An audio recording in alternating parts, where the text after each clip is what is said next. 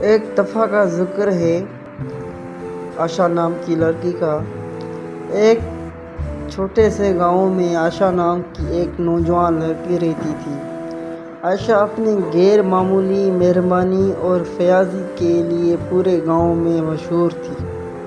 اس نے اپنے زیادہ تر دن دوسروں کی مدد کرنے میں گزارے، چاہے وہ اپنے پڑوسی کے لیے پانی لانا ہو یا گاؤں کے بچوں کی دیکھ بھال۔ عائشہ کا اپنا گھر تباہ ہونے والوں میں شامل تھا، لیکن اس نے دوسروں کی مدد کرنے میں کوئی ہچکچاہٹ محسوس نہیں کی۔ اس نے دن رات انتہائی محنت کی، یہاں تک کہ ہر آخری گھر بحال ہو گیا۔ جب دیہاتی اپنے نئے تعمیر شدہ گھروں میں واپس آئے تو انہیں ہر دروازے پر ایک چھوٹا، خوبصورت سے تیار کردہ لکڑی کا صندوق مل کر حیران رہ گئے۔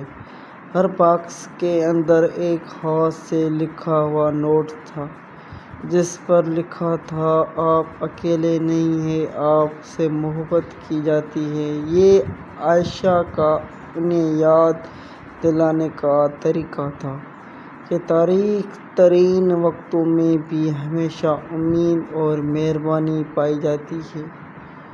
اس دن سے آگے گاؤں والوں نے عائشہ کی مہربانی کو آگے بڑھانے کا وعدہ کیا اور جلد ہی پورے گاؤں میں رونق لگ گئی۔ یہ لوس محبت اور حمایت کی کمیونٹی اتنی بہادر تھی کہ پورا گاؤں ان کے چرچوں میں شامل ہو گیا، اور اتنی گاؤں میں رونق آ گئی کہ دوسرے گاؤں بھی اس گاؤں سے جلنے لگے اور آپس میں کہنے لگے، "کس وجہ سے یہ گاؤں ترقی میں چلا جا رہا ہے"۔